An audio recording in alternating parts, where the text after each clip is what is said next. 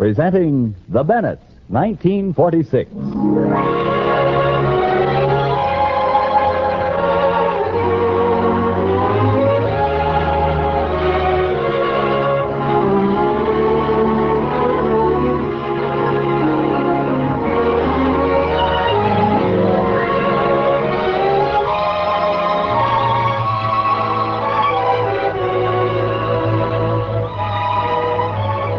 This saga of a modern American family is neither an expose of youth's foibles nor an accusation against the older generation. It is merely a cross-section of the life of one family. Controversial subjects are dealt with from each individual character's point of view and have no further purpose than to explain certain given types of personalities which exist in American society today.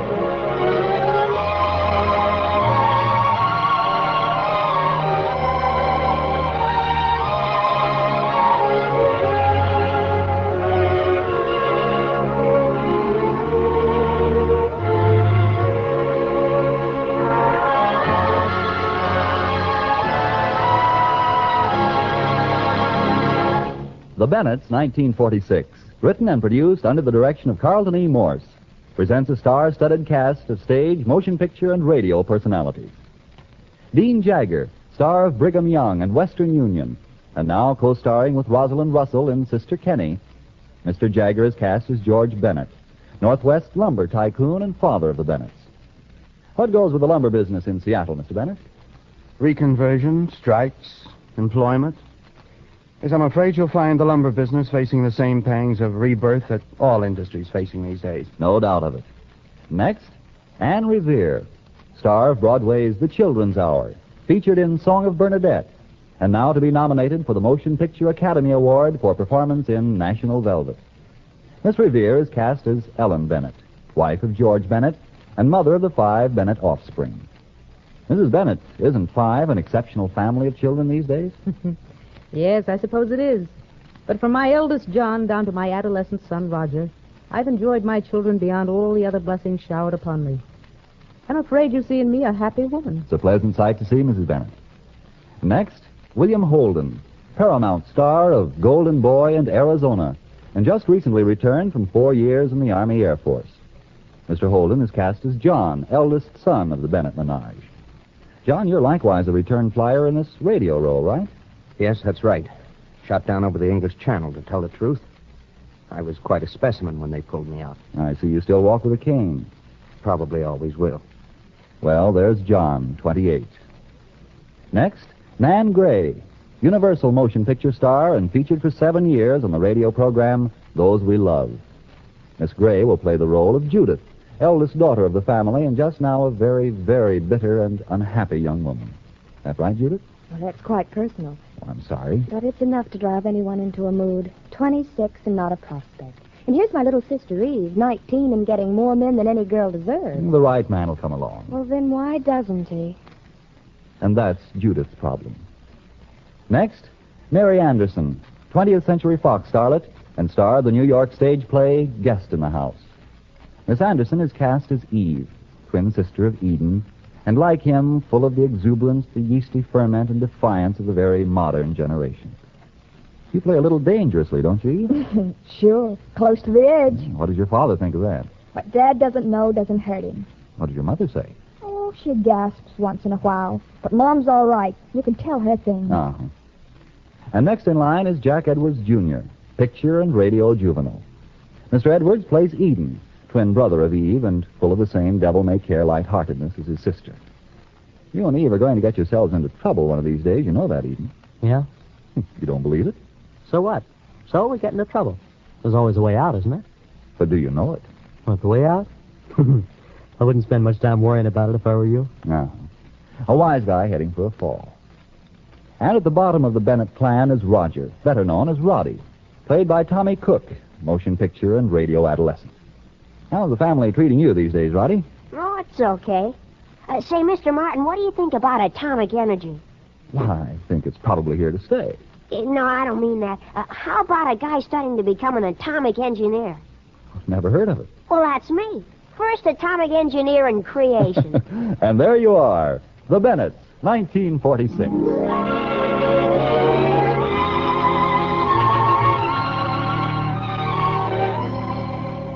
In the family home of the Bennetts on Bainbridge Island in Puget Sound, only a short ferry boat ride from Seattle, Eden is just coming down the wide staircase, brushed and shined, and all dressed up in a dinner jacket. Oh, hi, everybody. Hey, Dad, is it okay if I use the coop tonight?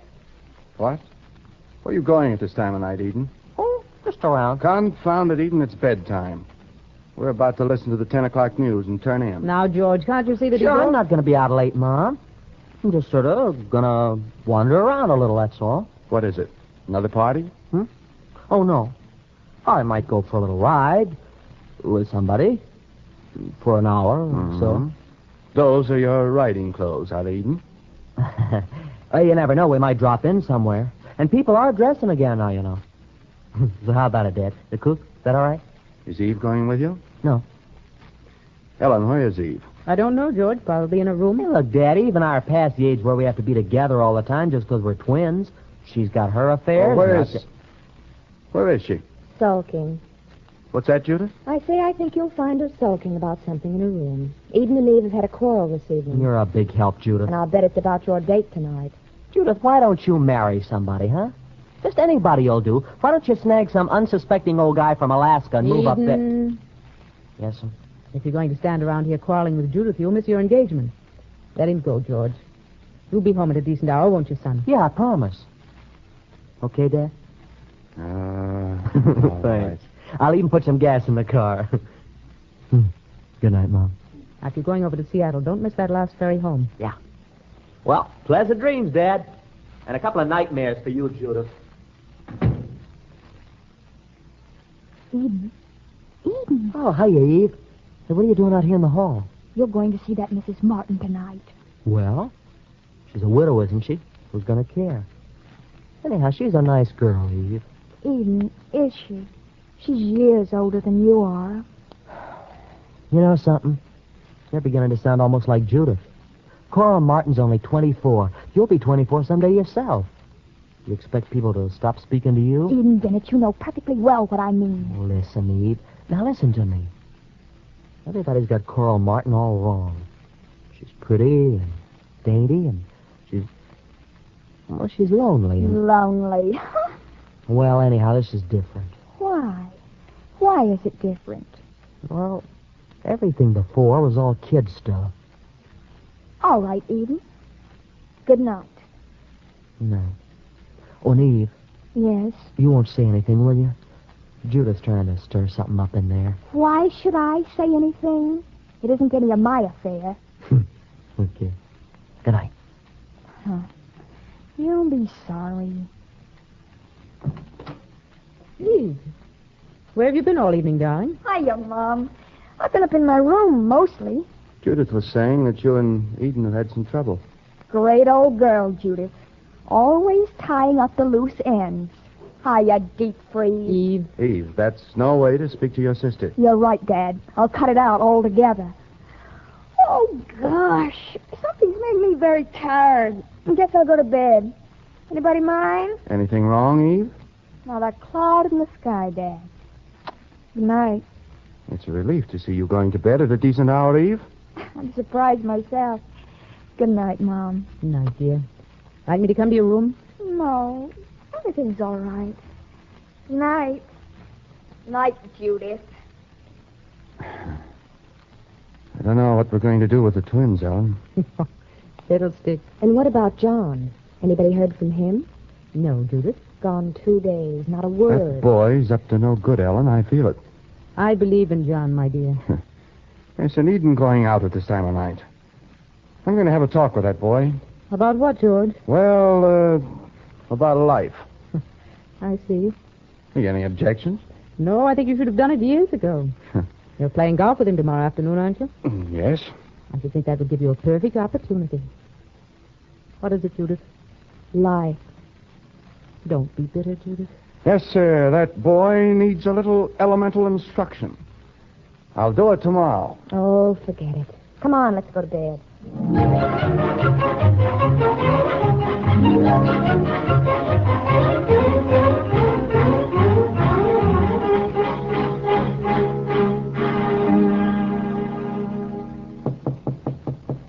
Yes?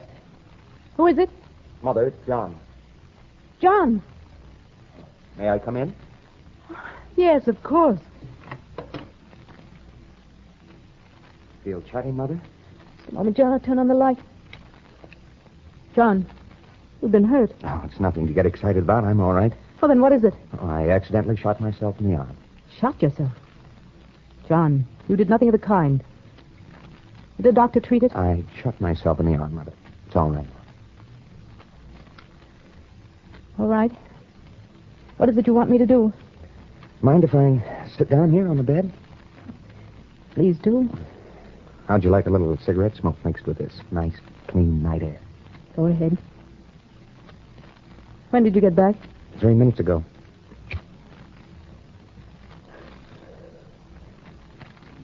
I thought you might like to have a little talk with your eldest.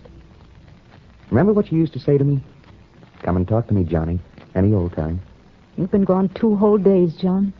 So I have. Place went along all right without me? Where have you been? Well, meddling in other people's affairs. I hope you weren't doing anything wrong. You want me to look you square in the eye? The way you used to make me do? Oh, John. You're 28 years old. Why in the world don't you find yourself some nice girl and settle down? That's a great idea. Where'd you get it? From Dad? Did you ever notice when Dad's baffled, he wants to marry people off, as if marriage and tranquility were synonymous? Oh, by the way, what'd he say? Well, it was a very mysterious disappearance, John. I guess it was. Are you going to tell me exactly how you got that wound? No. Except that it didn't have anything to do with my love life. That's a great risk. Oh, John, I still think some nice, wholesome girl... Oh, Mother, I wouldn't inflict my disposition on the worst woman in the world. Nonsense. No, it's a fact. I couldn't settle down to it. I'd be a decent husband. You can't have nerves like mine so that every time you... Oh, no. When I've got the urge, I've got to take off. If I didn't, I'd go crazy. The daylight raids over Jeremy? Oh, never. I never think of it anymore. It's just that I'm... Well, that arm won't do your nerves any good. Oh, yes, it will. It's good medicine. I've been on the verge of a blow-up for months. I got it out of my system now, and I'm making the arm to show for it. Is it hurting you? Oh, not too much. 2 days old now. What are you going to tell your father? The same thing I told you. I can imagine him being satisfied with that. That's one reason I woke you up, Mother. Will you fix up one of those nice little white ones that he can believe? I see. All right. What was your other reason for waking me? Oh, you're the worrying type, you know, and I was afraid you mightn't be sleeping too well. What is it? Smart, aren't you? Tough, too. What is it? Look, you won't be frightened at anything mysterious. John, what is it? Now, don't look at me like that. I'll go right now. All right. What is it you want to tell me? That's more like it. Have you a place where you could stow away a sealed letter for me? Sealed letter? That's right. It's important. Nobody must get his hands on it. That's a strange request, John. I know it sounds like old-time melodrama, doesn't it? All very simple, though, really. Of course, dear. I'll hide your letter for you. Good. Here it is. John, there's blood on the envelope. Oh, I'm sorry, Mother. I didn't notice it before.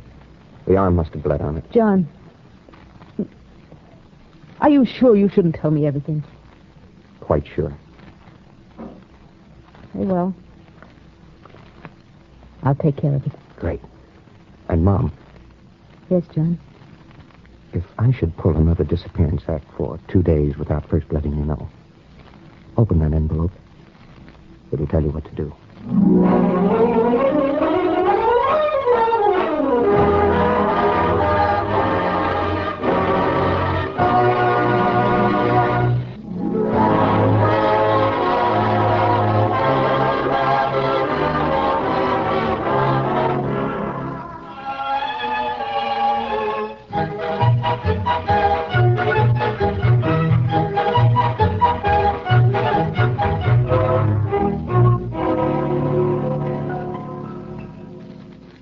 Eve. Eve, dear. Do you hear, dear? Time to get up. Do you understand? Oh, hello, Mommy. Where have I been? Are you awake now? Sure I am. Wide as wide. Come on, Mom.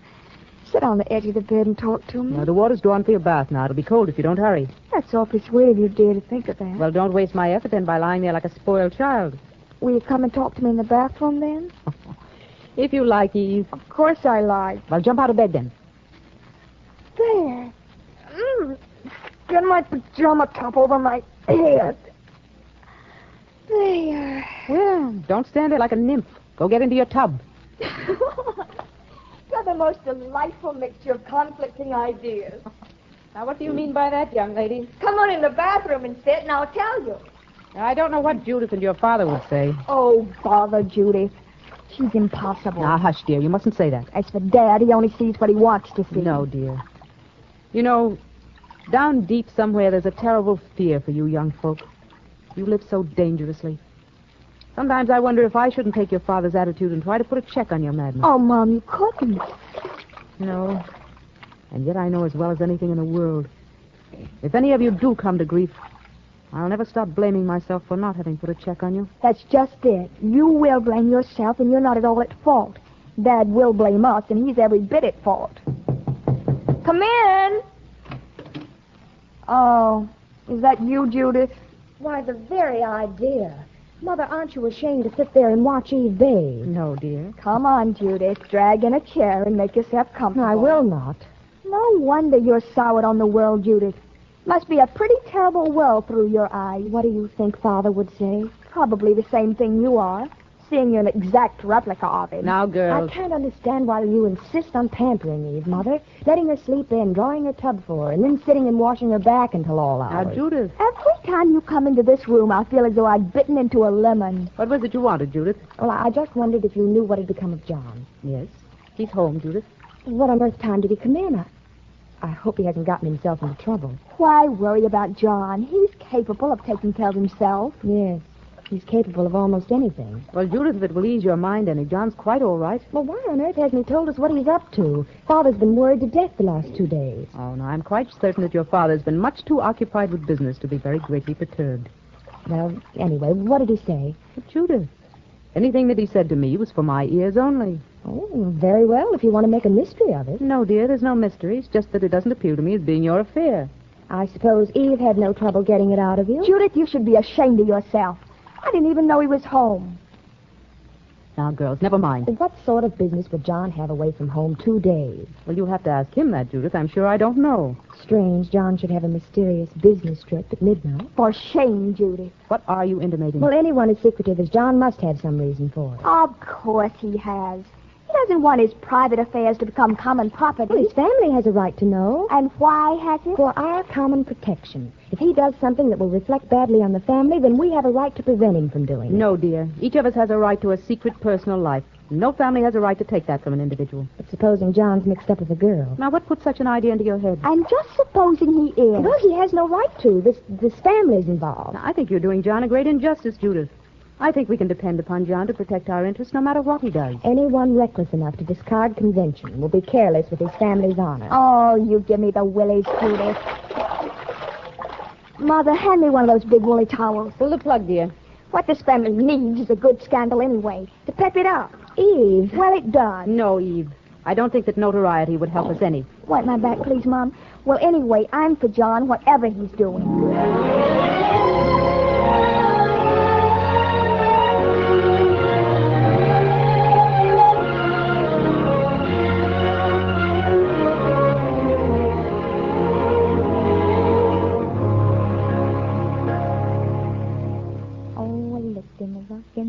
Hey, look where you're walking. You're standing on my flower garden. Excuse me, Roddy. Well, gee whiz, look out, will you? I'm terribly sorry. Well, you tramp over here. They're size 11s and you're running a business. That's right where the seeds are planted. Young man, they're not size 11s. They're... Did you say a business? Well, sure. I heard of a guy that made $40 in 1 month selling flowers to the neighbors and 50 cents a bunch. That's it. I wondered why it was lately that all the doors in this house started banging at sunrise. That's me going to work. And this little plot is mine to do whatever I want with. The new gardener gave me the idea. Oh, he did? How much ground are you taking care of around here? Well, it's about 1/4 of an acre. Have you talked to the new gardener? He's a pretty bright guy. Yes, he seems bright. This little patch will be beautiful when the flowers come up, won't it, Roddy? Oh, sure. He's going to let me take care of the whole thing alone. Say, what are you doing up so early on Sunday morning? Oh, I just wanted a breath of fresh air. I'm going to walk down and sit on the breakwater for a while. Yell when breakfast is ready, will you? Oh, sure. Now I'm woozy with hunger myself. The only way I keep from fainting is thinking about all that dough I'm going to make in September. Hello, Eden. What are you doing down here on the breakwater? Sunning myself. Here, give me a hand. I'll pull you up. All right. Come on. There. Well, what'd you come down for? I love nature. Remember, Eden? Uh-huh. I like the play of light and shadow on the water. I study the gulls wheeling in the clear sea air. Was it your love of nature that got you up so early? I haven't been in bed at all. You better not let Dad find it out. Oh, it's okay. I mussed up my bed and threw some clothes around. It was just getting dawn when I came in. It looked so pretty, I went in and changed and came down here. Been sitting there ever since. Been smoking plenty of cigarettes, too. How'd you know? Well, you just look at all those stubs down the sand. Oh, Have a good time? Guess so. Eden, do you really like Coral Martin better than the girls in the college gang? Well, she's more serious than our bunch. Well, why shouldn't she be? She's been married once already. Yeah, that makes a lot of difference, all right, when a girl's been married. Why does it, Eden? Huh?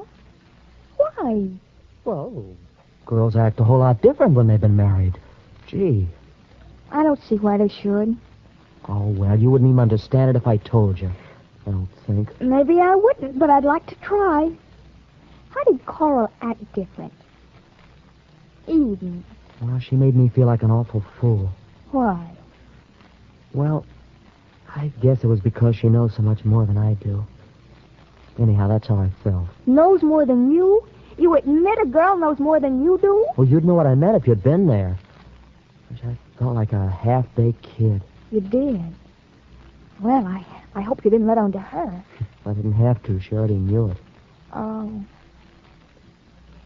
You know, Eve, things are a lot more complicated than we thought they were when we were just playing around at country club dances. Complicated how? Well, I can't exactly explain it, but you feel mixed up. You'll have to find out for yourself, I guess. It sounds fascinating. I'd like to. Hey, you better not. You shouldn't go out with older men. But you went out with Coral Martin. Well, we didn't go out any place. I was just at her house. Oh. Yeah, but I didn't stay. I left in about an hour. You left? Yeah. Why? Well, I wanted to get away by myself and sort of mull it over before I got into anything serious. For goodness sake. Well, where were you all the rest of the night? Driving around. Driving around all over the darn countryside. Thinking. That's the reason I came down here, too. Are you going to see Coral Martin again? I don't know yet. I don't know if she didn't give me a chance after last night. That's Roddy. Coming. Breakfast. Coming, Roddy. You want to go up to breakfast now? Yeah, sure. Hey, John's back. Yeah, I know. Mom told me. I saw his car in the garage when I put the coupe away. Oh, okay. Come on, throw that beautiful body down. I'll try to catch it. Here I am. Whoa! No.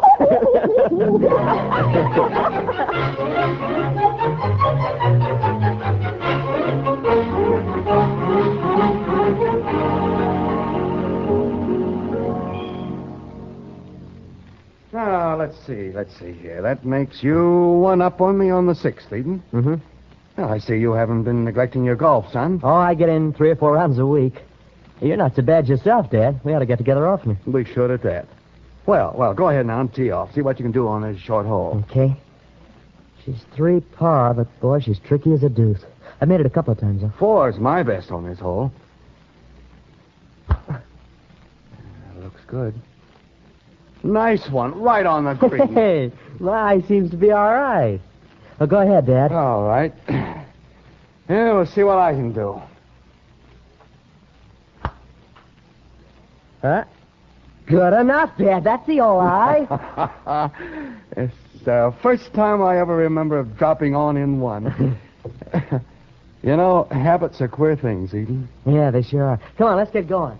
Easy to make and hard to break. Now, take the habit of going to bed. Yeah. Oh, come on now, Dad. You're not going to start on that, are you? This is too swell a day for that. No, son. I had no intentions of starting anything. I'm glad of that. But you know, Eden, I've never talked to you as man to man.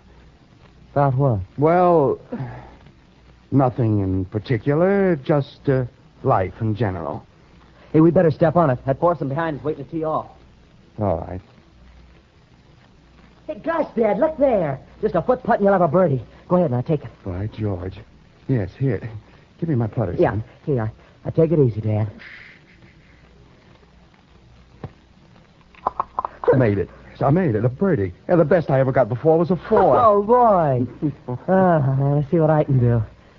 I got a 15-foot putt. Oh, boy, I'll be lucky to par this one. Oh, nuts, I overshot the hole. Oh, too bad. It was dead in line, too. Yeah. Well, that gives me a par 3. That puts us even up on the 7th. Yeah. Hey, what was that you were saying about life in general? Well, it's like this, Eden. Now, it seems to me that every man should take his son out at some time and tell him a few things. Oh, sure. Now, a boy your age should begin to understand the relationships that exist between people. They should begin to figure out just how they're going to fit the world. Mm-hmm. Now, of course, Eden, you've learned a lot from your friends and from chance conversations and experiences of others, I suppose. Yeah, I suppose so. Well, now, that information, that's liable to be pretty badly jumbled in a young fellow's mind. Oh, I don't know, Dad. I think I've got the situation pretty well lined up. Just what was it you thought I needed instructions about? Well, I thought it was about time that you understood about life. Understood about life? Yes. Well, what about it? Why, the relationship between people. About the dangers that a young fellow is liable to fall into where women are concerned. Women? Why, Eden, what are you laughing at? Oh, Dad, you're way behind. Why in the world didn't you start in with this about 10 years ago? Oh, gee, Dad. Hey, come on, let's not hold up the game anymore. Your first shot.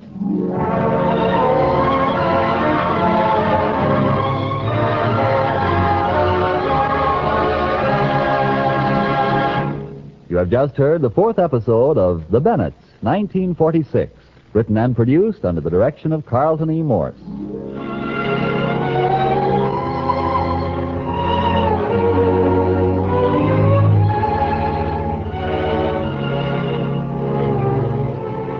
The 5th episode, entitled John Asks for a Machine Gun, will be presented next week at this same hour.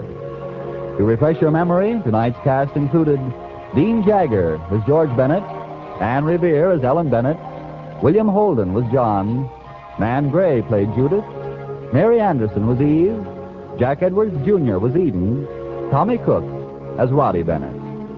Music was arranged and directed by Opie Cates. This is Frank Martin speaking.